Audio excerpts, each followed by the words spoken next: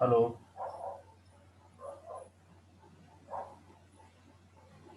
Hello. आवाज येत आहे का?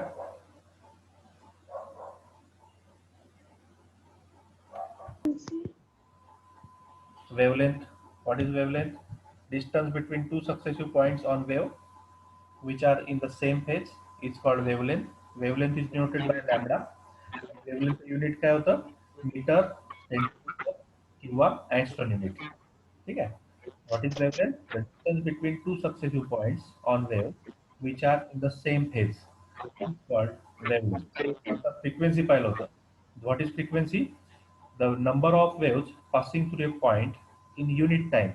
एका सेकंदामध्ये म्हणा, एका मिनिटामध्ये, काही पण एक युनिट टाइम घेतला आपण, त्याच्यामध्ये number of waves passing through a point in unit time is called as frequency. It is denoted by nu. V सारखा दिसतो हा, but it is a nu. It has a unit second inverse or hertz. नंतर पाहिलं होतं wave number. What is wave number? The number of waves per unit distance is called number of wave. समजा 1 centimetre distance घेतलं, तिथून pass होणाऱ्या ज्या number of waves आहे that is called as wave number. The number of waves per unit distance is called as wave number. So it is denoted by nu bar and it has a unit of length inverse. That means meter inverse किंवा centimeter inverse. It is the unit of wave number. नंतर velocity, the distance traveled per unit time is called as velocity. It is denoted by c or v. ठीक आहे, हे पाहिलं होतं आपण. नंतर आपण absorption and emission spectroscopy पाहिलं होतं. If the sample is irradiated with radiation and absorption of radiation is studied, then the technique is called as absorption spectroscopy. If the substance is excited either thermally or electrothermally and emission of radiation by the excited species is studied, then it is called as emission spectroscopy. म्हणजे सॅम्पलचा absorb केलेल्या light विषयी जर आपण study केली तर त्याला म्हणतो आपण ऍब्सॉर्प्शन स्पेक्ट्रोस्कोपी. आणि सबस्टन्सला पहिले एक्साइट केलं either थर्मली और इलेक्ट्रोथर्मली, आणि त्याचा नंतर तो जेव्हा ग्राउंड स्टेटला येईल तेव्हा इट विल इमिट रेडिएशन, आणि ते इमिटेड रेडिएशन जर आपण स्टडी केले तर त्याला म्हणतात emission spectroscopy. Ultraviolet visible spectroscopy it is a type of absorption spectroscopy. नंतर लॉस पाहिले होते लॅम्बर्ट्स लॉ. काय होता लॅम्बर्ट्स law? When a beam of monochromatic light is allowed to pass through a transparent homogeneous medium, the rate of decrease of intensity with the thickness of the absorbing medium is directly proportional to the intensity of incident radiation. नंतर bears law पाहिला होता आपण. Bears law काय होता? When a beam of monochromatic light is passed through a transparent medium, the decrease in intensity of light with thickness of the medium is directly proportional to intensity of the incident light and concentration of the solution. नंतर पाहिलं होतं आपण transitions, types of transitions. कोणते कोणते transitions पाहिले होते? Sigma to sigma star transition. हे this transition takes place in a single bond containing compound किंवा sigma bond containing compound where the promotion of electron from bonding sigma orbital to anti-bonding sigma orbital takes place. ठीक आहे. नंतर पाहिलं होतं आपण pi two pi star transition. याच्यामध्ये काय होतं? The promotion of electron from bonding पाय ऑर्बिटल टू एंटी बॉन्डिंग पाय ऑर्बिटल टेक्स प्लेस. ज्या ज्या याच्यामध्ये पाय बॉन्ड असतो, डबल बॉन्ड किंवा ट्रिपल बॉन्ड असतो, तिथे या टाईपचं ट्रान्झिशन होतं pi two pi star transition. नंतर आपण N to sigma star transition पाहिलं होतं. This transition occurs when there is a hetero atom containing or having a lone pair of electron or non-bonding pair of electron. So in this type of transition, the promotion of electron from non-bonding orbital to higher energy anti-bonding sigma anti-bonding orbital takes place. तर याच्यामध्ये हे transition त्याच ठिकाणी होते जेव्हा जिथे hetero atoms असतात, जसे oxygen, nitrogen, sulphur. They have a unshared electron pair like alcohol, amines, alkyl halides, etc. Then the last type of transition was N to pi star transition. In this transition, the promotion of electron from non-bonding orbital to higher energy anti-bonding pi star orbital takes place. यामध्ये हे transition कुठे होईल? N to pi star. इथे hetero ॲटमही पाहिजे आणि पाय असल्यामुळे pi bond सुद्धा पाहिजे. पाय बॉन्ड आणि हेट्रो बॉन्ड असलेले जे कंपाऊंड्स आहे त्यामध्ये N to pi star transition होते. This is the lowest energy transition. ठीक आहे. आणि हायेस्ट एनर्जी ट्रान्झिशन कोणतं आहे? Sigma to sigma star transition. It is of highest energy, then n to sigma star, then pi to pi star, then N2 pi star. So uh, N2 pi star transition takes place in a compound containing a functional group like carbonyl group C double bond O, C double bond S, C double bond N, NO2 यासारख्या ठिकाणी आपलं N2 pi star transition होईल because it contains a heteroatom as well as a double bond. ठीक आहे. आता नंतर आज पाहणार आहोत आपण terms used in UV visible spectroscopy. ठीक आहे.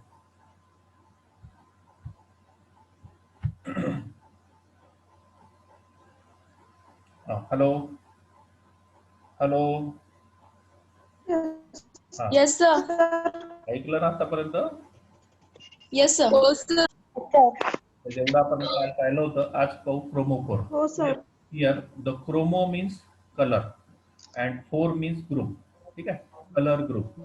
So the group which has a tendency to impart color to a compound is called as chromophore. ज्या ग्रुपला जो ग्रुप त्या कंपाऊंडला पर्टिक्युलर कंपाऊंडला कलर देतो त्या ग्रुपला म्हणतात क्रोमोफोर. आता हे क्रोमोफोर असतात कोणते? These chromophores are a molecule containing which contains a unsaturated group responsible for the absorption in UV or visible region. म्हणजे असे फंक्शनल ग्रुप असतात हे ज्यामध्ये अनसॅच्युरेशन असते. जसं NO2 मध्ये N डबल बॉन्ड O आहे, इथे NO मध्ये N डबल बॉन्ड O आहे, C डबल बॉन्ड O आहे, C डबल बॉन्ड N आहे, C ट्रिपल बॉन्ड N आहे, कार्बन कार्बन डबल बॉन्ड आहे, carbon carbon carbon sulphur double bond आहे. म्हणजे या कंपाऊंड्स मध्ये या क्रोमोफोर्स मध्ये काय असते? अनसॅच्युरेशन असते. अनसॅच्युरेशन म्हणजे डबल बॉन्ड किंवा ट्रिपल बॉन्ड असणं आवश्यक आहे. ठीक आहे. What are chromophores? These are the group which has a tendency to impart color to a compound.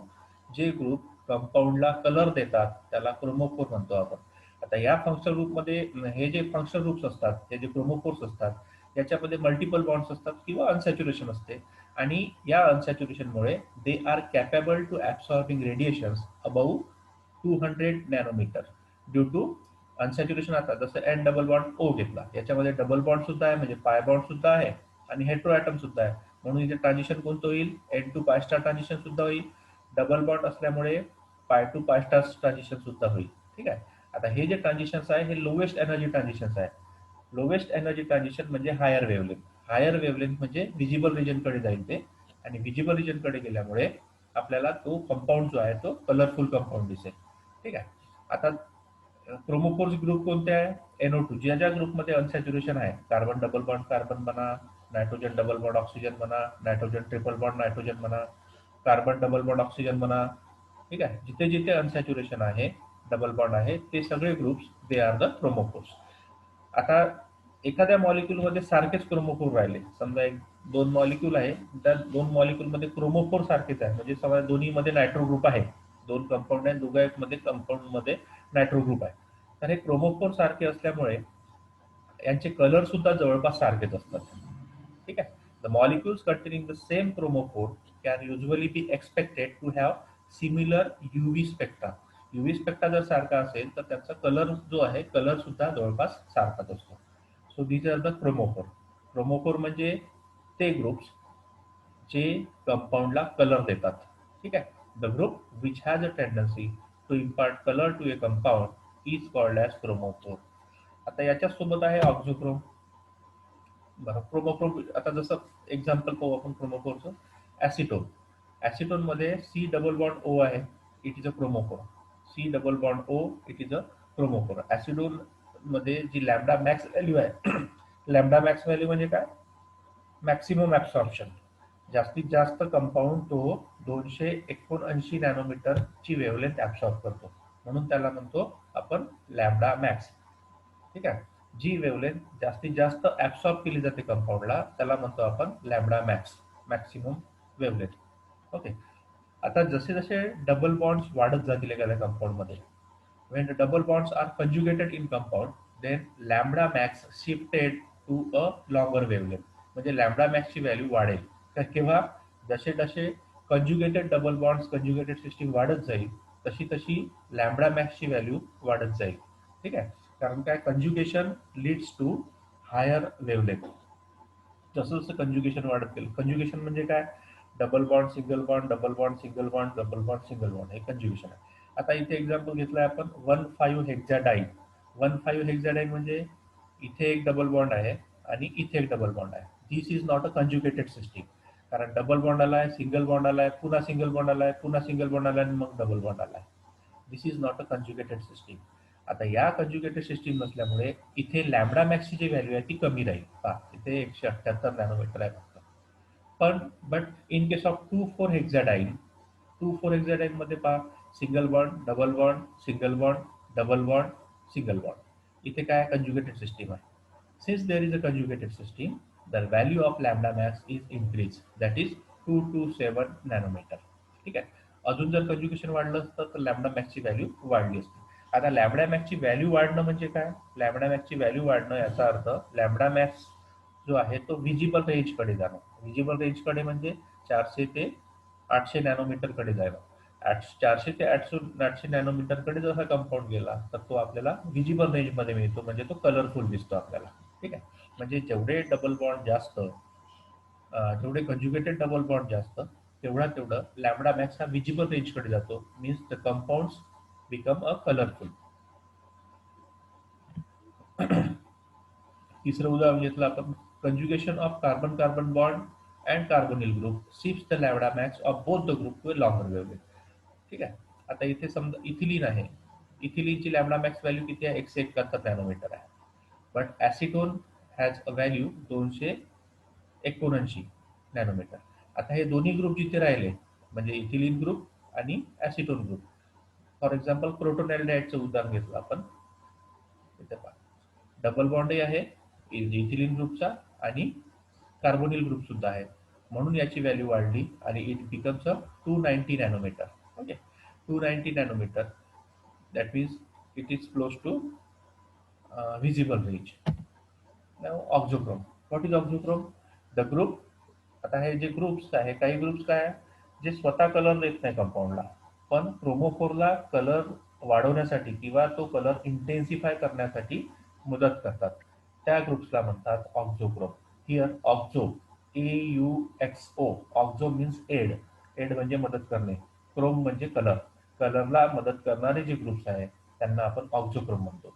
The group which does not impart color to the compound but intensify the color when present along with chromophore is called as ऑक्झोक्रोम. ठीक आहे. म्हणजे हे जे groups आहे ऑक्झोक्रोम, हे स्वतः colour देत नाही, पण क्रोमोफोर सोबत जेव्हा प्रेझेंट असतात तेव्हा क्रोमोफोर जो कलर देत असतात कंपाऊंडला, तो कलर इंटेन्सिफाय करण्याचं काम, मदत करण्याचं काम, जास्त इंटेन्सिफाय करण्याचं काम करतो ऑक्झोक्रोम. म्हणजे एखादा पेल येलो असेल कंपाऊंड, तर ऑक्झोक्रोम लावला तर तो डार्क येलो होऊन जाईल. ठीक आहे. So this is auxochrome. आता हे ऑक्झोक्रोम्स असतात कोणते? These are also a functional group with non bonding electrons. म्हणजे नॉन बॉन्डिंग इलेक्ट्रॉन म्हणजे जसं ऑक्सिजनवर लोन पेअर ऑफ इलेक्ट्रॉन्स असतात, असे जे फंक्शनल ग्रुप आहे ज्यामध्ये लोन पेअर ऑफ इलेक्ट्रॉन्स आहेत, ते फंक्शनल ग्रुप जनरली ऑक्झोक्रोम्स असतात. ठीक आहे. Electrons that does not absorb radiation in near UV radiation but when attach to chromophore it alters the wavelength and intensify the absorption. They generally have lone pair of electron. म्हणजे जसं OH group झालं, OH ग्रुपमध्ये ऑक्सिजनवर lone pair of electron आहे, म्हणून OH group will act as a auxochrome. NH2 group आहे, NH2 ग्रुपमध्ये नायट्रोजनवर लोन पेअर ऑफ इलेक्ट्रॉन आहे, नायट्रोजनवर लोन पेअर ऑफ इलेक्ट्रॉन आहे, देअरफॉर दिस इज ऑल्सो ऑक्झोक्रोम. आता पहा इथे बेन्झिनमध्ये, बेन्झिनचा लॅम्बडा मॅक्सची जी व्हॅल्यू आहे ती किती आहे? 255 नॅनोमीटर आहे. यामध्ये ऑक्झोक्रोम नाही आहे, क्रोमोफोर आहे. क्रोमोफोर म्हणजे C डबल बॉन्ड C आहे फक्त. ठीक आहे. So its lambda max value is 255. But in case of phenol, फिनॉलमध्ये इथे OH लावला आपण, म्हणजे हा ऑक्झोक्रोम लागल्यामुळे काय झालं, याची जी वेवलेंथ आहे ती वेवलेंथ पुन्हा वाढली. म्हणजे कोणती किती झाली? 270 नॅनोमीटर झाली. ठीक आहे. म्हणजे ऑक्झोक्रोम लावल्याने काय होऊन राहिलं, त्याची इंटेन्सिफाय होऊन राहिलं किंवा वेवलेंथ सुद्धा वाढून राहिली. त्या म्हणजे वेवलेंथ लॅम्बडा मॅक्सची व्हॅल्यू सुद्धा वाढून राहिली.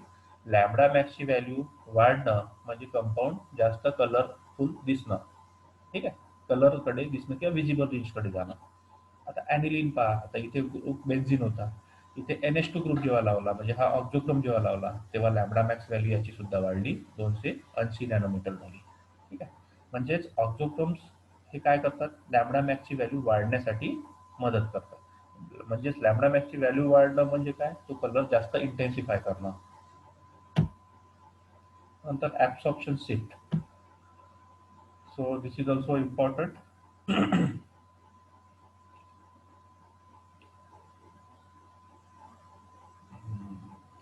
पहिले आहे absorption shift मध्ये bathochromic shift, or it is also called as red shift. Then hypsochromic shift, it is also called as blue shift. Then hyperchromic shift, hyperchromic shift, and then hypochromic effect, or hypochromic shift, or hypochromic effect. It is called as hyperchromic effect or hyperchromic shift, and it is a hypochromic effect or hypochromic shift. So these are the four types of shifts or effects. One is bathochromic shift, or it is also called as a red shift. Red shift म्हणजे आपण आपल्या विजिबलचा spectrum पाहिला. काय होता? विबजो, violet, Indigo, blue, ठीक आहे, green, yellow, orange आणि red. जसं तुम्ही व्हायोलेट कडून रेड कडे जाता तेव्हा वेवलेंथ काय होत असते? वाढत असते. म्हणजे व्हायोलेट 400 नॅनोमीटर आहे जवळपास, व्हायोलेट लाईटची रेंज वेवलेंथ 400 नॅनोमीटर. तर रेडची किती आहे? 800 नॅनोमीटर. ठीक आहे. म्हणजेच तुम्ही व्हायोलेट लाईटकडून जसं रेड लाईटकडे जात असता, म्हणजे काय होत असते? वेवलेंथ वाढत असते. ठीक आहे. आता बॅथोक्रोमिक शिफ्ट म्हणजे काय? Red shift. रेड शिफ्ट म्हणजे रेडकडे जाणं म्हणजे काय? ॲब्सॉर्प्शन टुवर्ड्स लॉंगर वेवलेंथ, जास्त वेवलेंथकडे जाणं. रेड शिफ्ट म्हणजे काय? जास्त वेवलेंथकडे जाणं. आता हिप्सोक्रोमिक शिफ्टला ब्ल्यू शिफ्ट म्हणतात. ब्ल्यू शिफ्ट म्हणजे काय? व्हायोलेट आणि ब्ल्यू जवळपास सारखेच. तर ब्ल्यू शिफ्टमध्ये ब्ल्यू लाईटची जी वेवलेंथ असते ती कमी असते. मग जर ब्ल्यू शिफ्टकडे जर होत असेल तर आपण शॉर्टर वेवलेंथकडे मूव्ह होतो. शॉर्टर वेवलेंथकडे जेव्हा शिफ्ट होते ॲब्सॉर्प्शन मॅक्सिमम, तेव्हा त्याला म्हणतो आपण हिप्सोक्रोमिक शिफ्ट. आता हायपरक्रोमिक इफेक्ट म्हणजे काय? हे वेवलेंथशी रिलेटेड नाही आहे, हे इंटेन्सिटीशी रिलेटेड आहे. हायपर म्हणजे जास्त, जास्त इंटेन्सिटी झाली तर त्याला हायपरक्रोमिक इफेक्ट म्हणतात.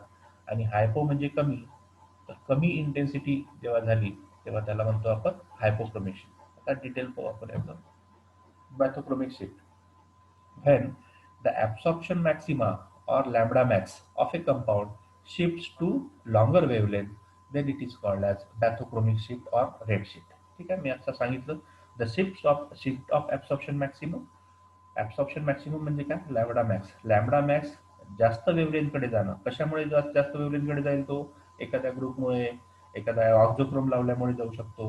बरोबर आहे ना? आता आपण पाहिलं होतं, ऑक्झोक्रोम एखादा आपण अटॅच केला तर काय होते? लॅम्बडा मॅक्सची व्हॅल्यू वाढते. कंज्युगेशन वाढवलं, ठीक आहे, कंज्युगेटेड सिस्टीममध्ये डबल बॉन्ड अजून ॲड केले तेव्हा सुद्धा लॅम्बडा मॅक्स वाढते.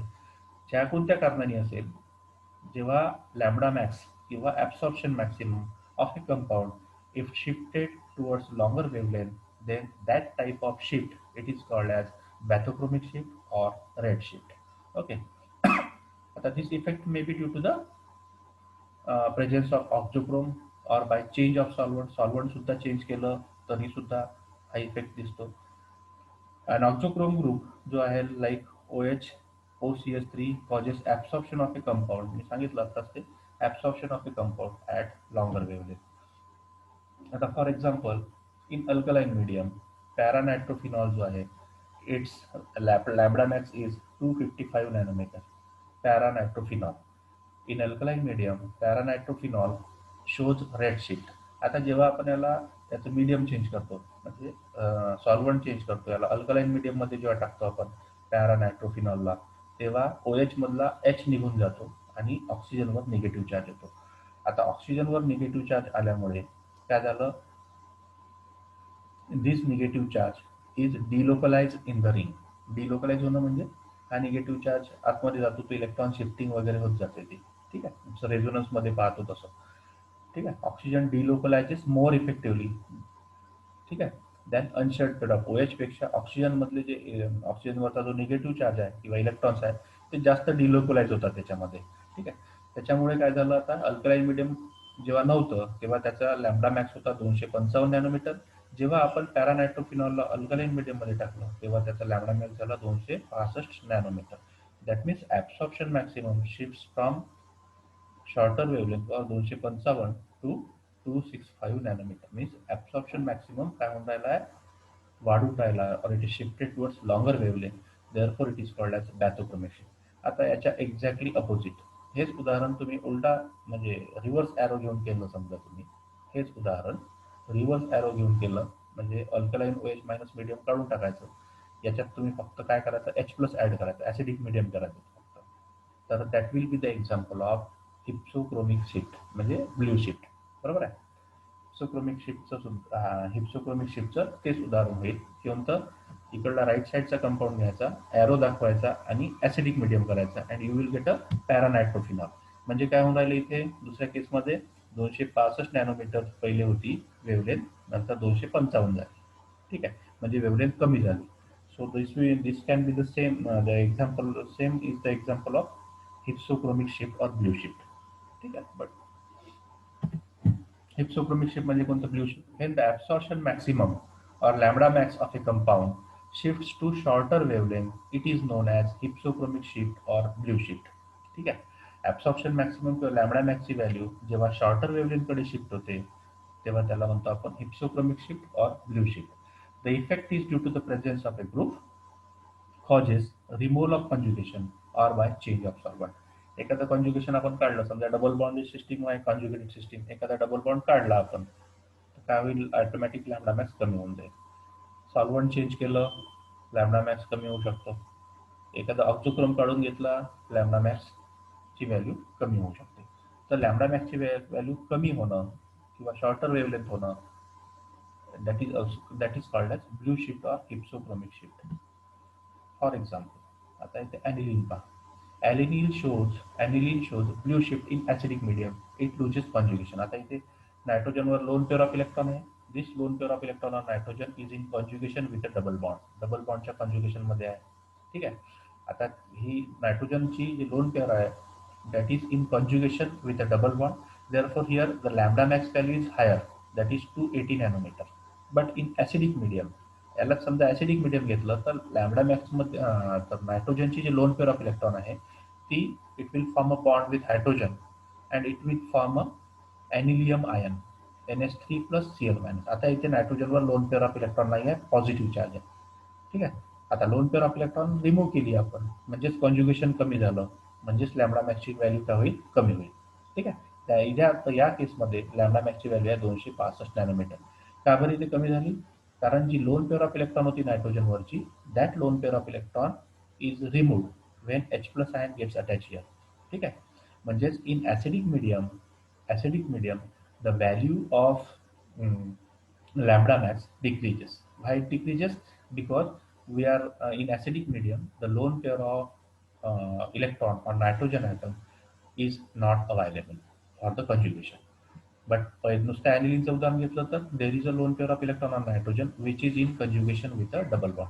आणि जसं conjugation वाढते तसं लॅम्बडा मॅक्सची व्हॅल्यू सुद्धा वाढत असते. ठीक आहे. ॲनिलीनमध्ये लॅम्बडा मॅक्सची व्हॅल्यू आहे 280, पण ॲसिडिक मीडियममध्ये लोन पेअर ऑफ इलेक्ट्रॉन नसल्यामुळे कॉन्ज्युगेशन कमी झालं आणि त्यामुळे लॅम्बडा मॅक्सची व्हॅल्यू झाली कमी.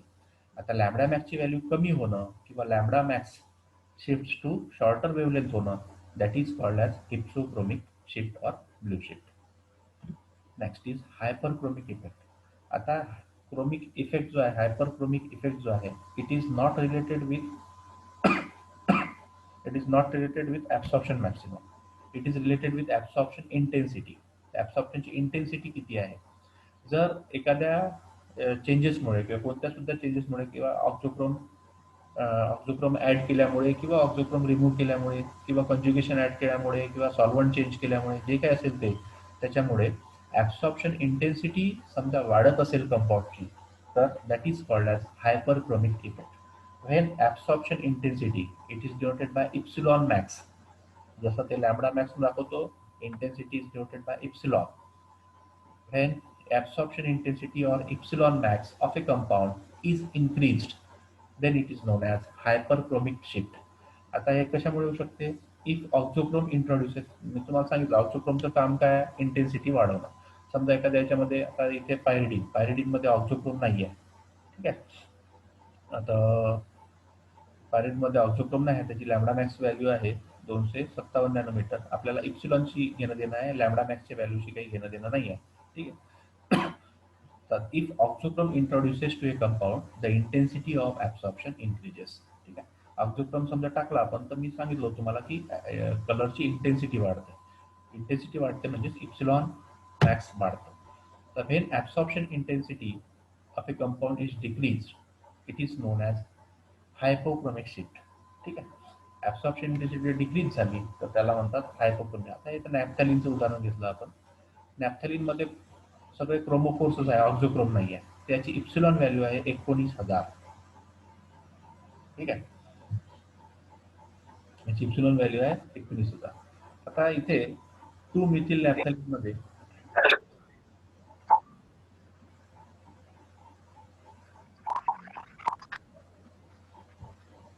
2 मिथिल नॅफ्थॅलिनमध्ये याची जी व्हॅल्यू आहे ती झाली 10,250. ठीक आहे.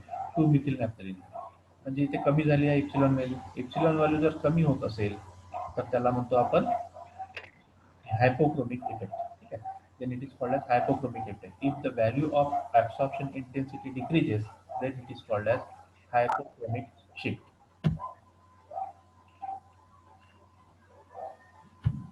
आता या पद्धतीने आपण हे लक्षात ठेवू शकतो.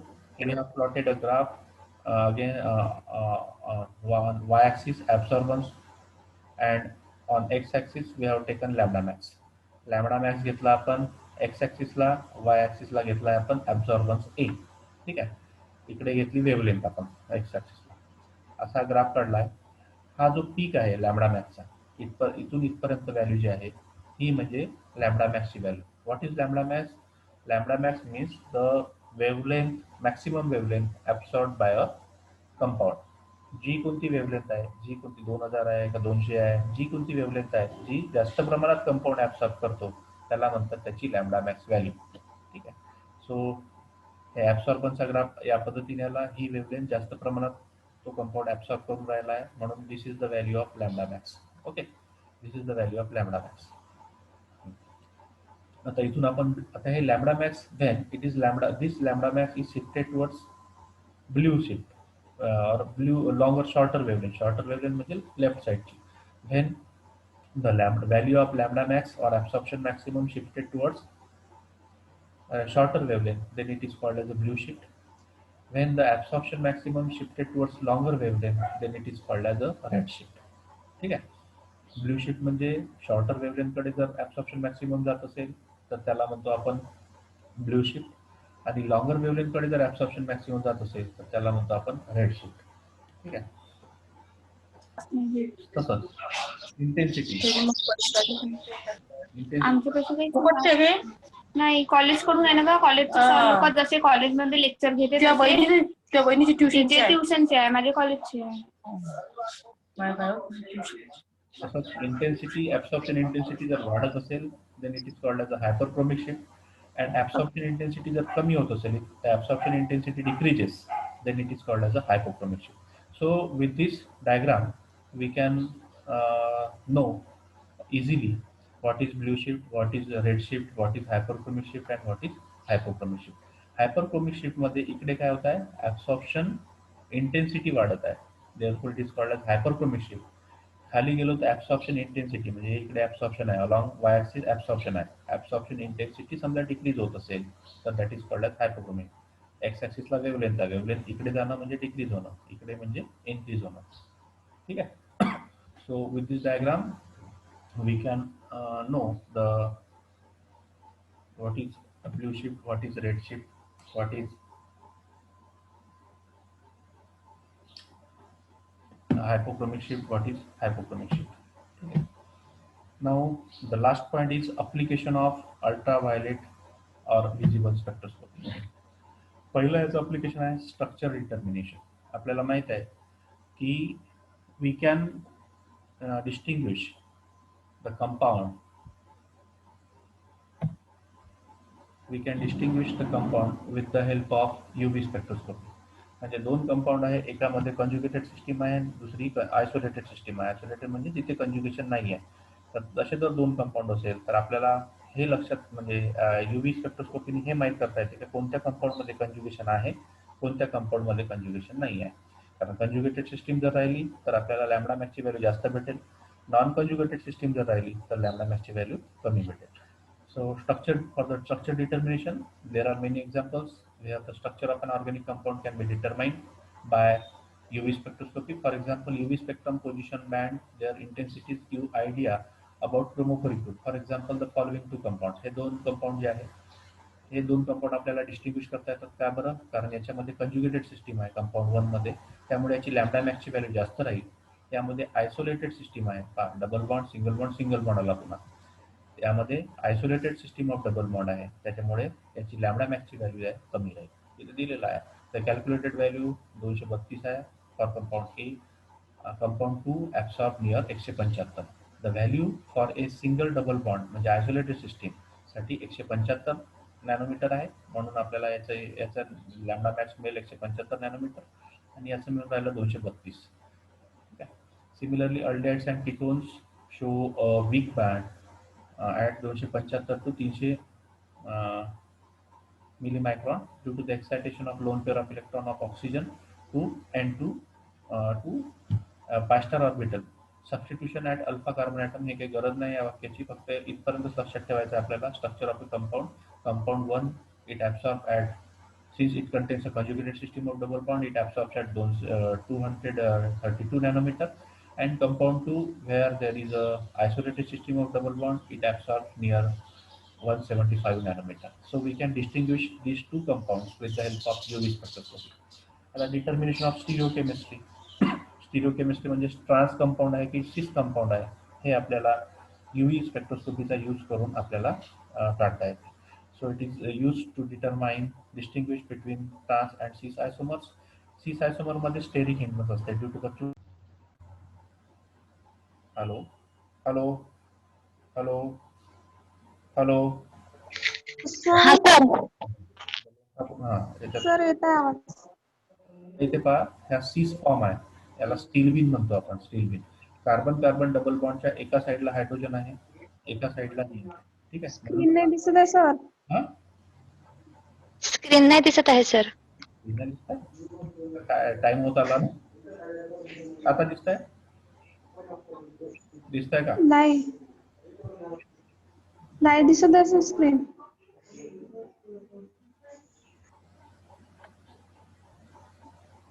ब्लॅक आहे सर पूर्ण. हो हो दिसणार कसं.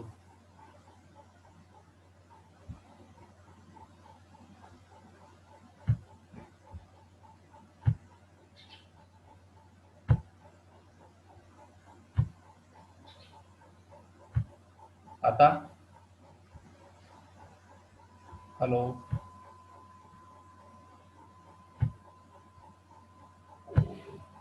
आता दिसतंय? हॅलो हॅलो सर दिसत आहे. दिसते सर. हा सी स्टील बिन आहे. सी स्टील बिन मध्ये दोन्ही साईडनी हायड्रोजन आहे कार्बन कार्बनच्या, आणि हे दोन्ही साईडनी इकडे बेन्झिन रिंग आहे, म्हणून हा झाला सिस फॉर्म.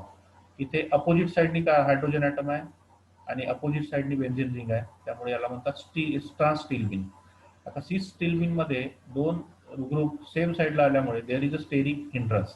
हायड्रोजन जवळ आले आणि स्टेरिक हिंड्रन्स म्हणजे अडथळा निर्माण झाला.